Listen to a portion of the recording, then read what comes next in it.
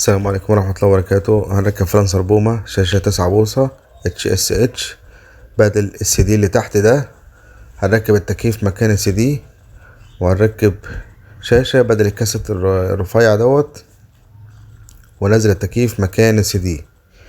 اهو التكييف نزل اهو مكان السي دي، ونشوف مع بعضنا الشاشة. هنركب شاشة 9 بوصة في المكان دوت، وادي الفريم اهو.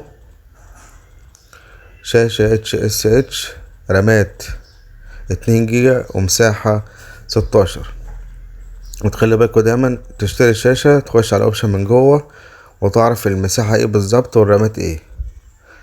اهو من ورا بص مكتوب ايه، اللي متعلم بالاحمر هو اللي ايه المفروض تبقى عليه الشاشة. مكتوبة هنا اهو رامات 2 جيجا ومساحة 32.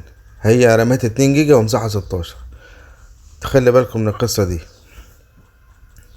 افتح الاوبشن من جوه واعرف مساحة الشاشة كام والرامات بتاعتها كام، عشان بيبقى مكتوب غلط او متعلم غلط. اهو شاشة HSH اهي. دي الكاميرا اللي هتركب، كاميرا ممتازة ليدات قوية، مش وحشة ومش غالية كمان.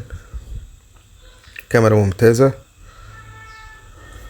دي العلبة بتاعتها.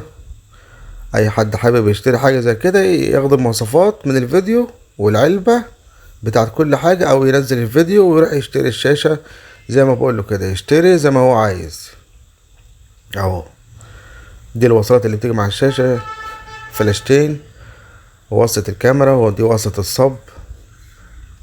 تاخد المواصفات بالفيديو وتروح تشتري الشاشة وانت مغمض عينك، لان انا طبعا بجرب الشاشة.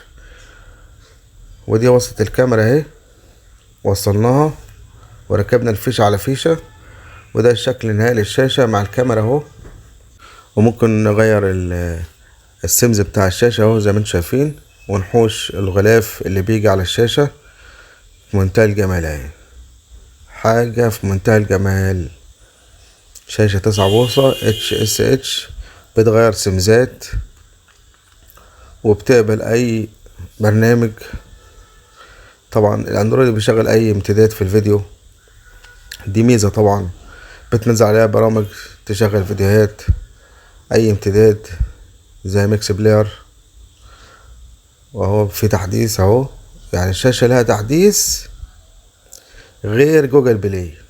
يعني الشاشات دي لها تحديث غير جوجل بلاي زي حكاية الموبايل بالظبط اهو. والسيمز بيتحدث كمان. 3 حاجات بيتحدثوا في الشاشة: السوفت بتاع الشاشة وجوجل بلاي والسيمزات. كده احنا بقى هنبتدي طبعا نخش على جوجل بلاي وننزل او نحدث اليوتيوب اهو. بينزل اهو بعد ما دخلنا الجيميل. بعد ما بتحدث اليوتيوب مش بيرضى يفتح اليوتيوب غير لما تحدث خدمات جوجل بلاي. بعد ما تحدث خدمات جوجل بلاي كده الجهاز هيشتغل معاك تمام، ومفيش اي مشاكل، تنزل اي برنامج براحتك، تعمل اي حاجة براحتك.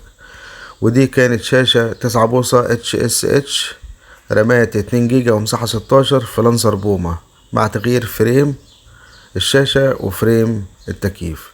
وبكده نكون وصلنا لنهاية الفيديو، ونشوفكم مع شاشة جديدة ان شاء الله. مع تحيات حمادة DJ.